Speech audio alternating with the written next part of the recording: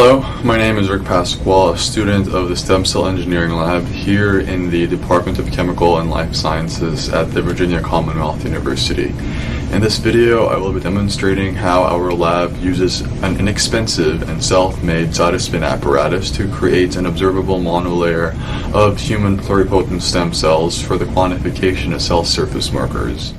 Given that many immunocytochemical protocols are adapted for hPSCs grown in chamber slides as colonies, problems can arise in characterizing the expression of the biomarkers at the individual cell level. Having the cells in a monolayer aids not only in the visual analysis of these, but possibly also in quantifying their expression.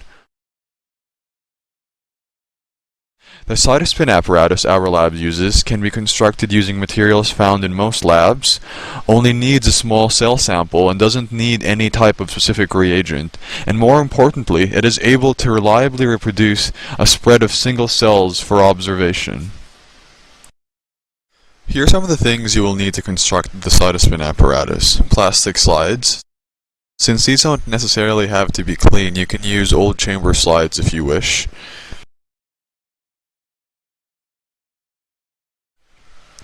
Pre-cleaned glass slides.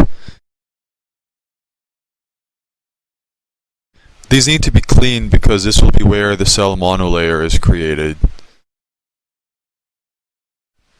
Filter paper, any kind should do.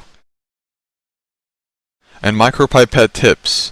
1 to 10 microliter tips are what our lab uses.